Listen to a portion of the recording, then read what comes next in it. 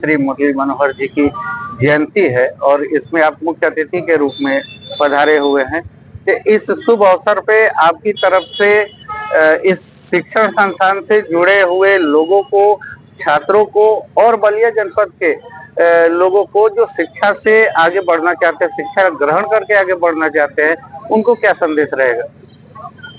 मैंने अभी थोड़ी देर पहले अपने जो भाषण में जो बात कही है कि जो शिक्षा में पढ़ने के लिए बच्चे आते हैं उनके अंदर अपरिमित शक्तियां हैं। उन शक्तियों को किस प्रकार चैनलाइज करके एपीजे अब्दुल कलाम और बड़े बड़े साइंटिस्ट और बड़े बड़े इतिहासकार और बनाया जाए, ये कार्य शिक्षा का है और शिक्षकों का है और शिक्षकों के विद्यालय का है।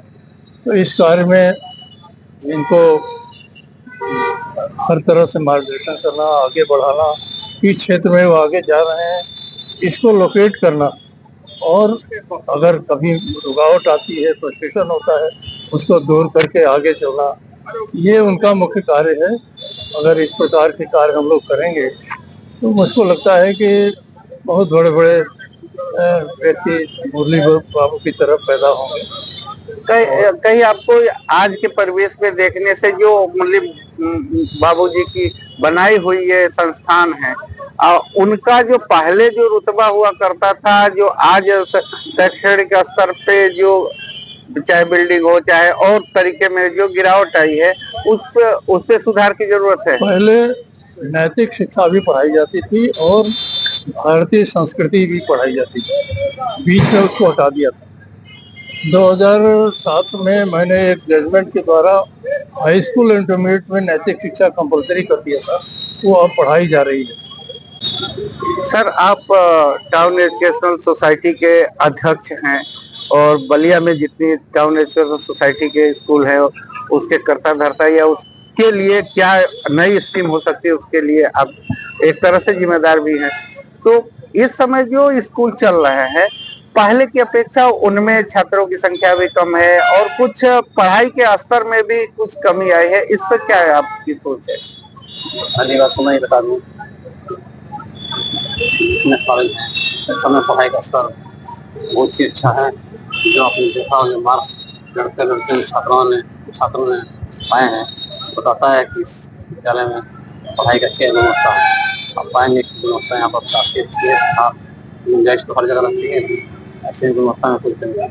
संख्या भी बढ़ रहा है और इस 7 विषय में पीजी स्नातकोत्तर की पढ़ाई पानी छूटी है और गुलाबी में 2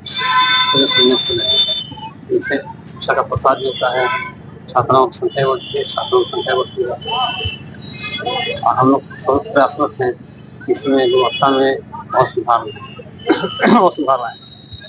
कम नहीं है, लेकिन फिर सुधार जगह तो हर जगह। बलिया में आपके सोसाइटी की तरफ से पॉलिटेक्निक तो चलती है, लेकिन बलिया में इंजीनियरिंग कॉलेज की बहुत कमी है। आपकी सोसाइटी के पास जमीन भी है, क्या सोसाइटी इंजीनियरिंग कॉलेज के बारे में सोच रही है? आज आपके विद्यालय में किस तरह का कार्यक्रम?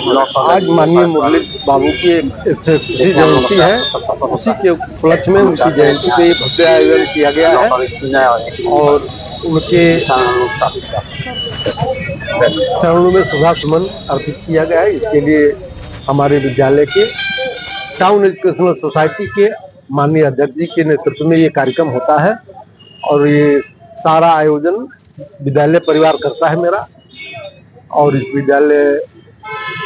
इस कार्यक्रम से हमारे टाउन इंटर कॉलेज के विद्यालय की गरिमा भी बढ़ती है, इसलिए कि परम मालवीय की मूर्ति भी मेरे विद्यालय में ही स्थापित है। इसलिए हम लोग तो बहुत अपने को गौरवान्वित महसूस करते हैं कि कम से कम एक दिन तो सेवा करने का अवसर मिल जाता है हम लोगों को साल में। इस साल आपके विद्यालय से कितने बच्चे पुरस्कृत हुए हैं जो अच्छे नंबर पाए? हमारे विद्यालय से कुल 22 बच्चे पुरस्कृत किए गए हैं।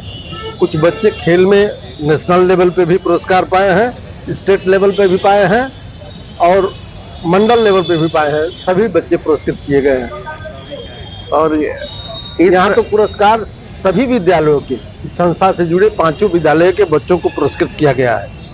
सबसे अच्छे नंबर पाने वाले को, खेल में प्रतिभावान छात्रों को और अवकाश प्राप्त शिक्षकों को भी सम्मानित किया गया है। छात्रों को क्या संदेश देना चाहेंगे शुभ अवसर पर? छात्रों को ये संदेश है कि मुरली बाबू ने ये ज्ञान की का मंदिर जो बनाया है, इसमें वो अपने पढ़ के मेहनत करके अपने उज्जवल भविष्य को बनाए, क्योंकि ज्ञान से बढ़ के इस धरती पे कुछ है नहीं।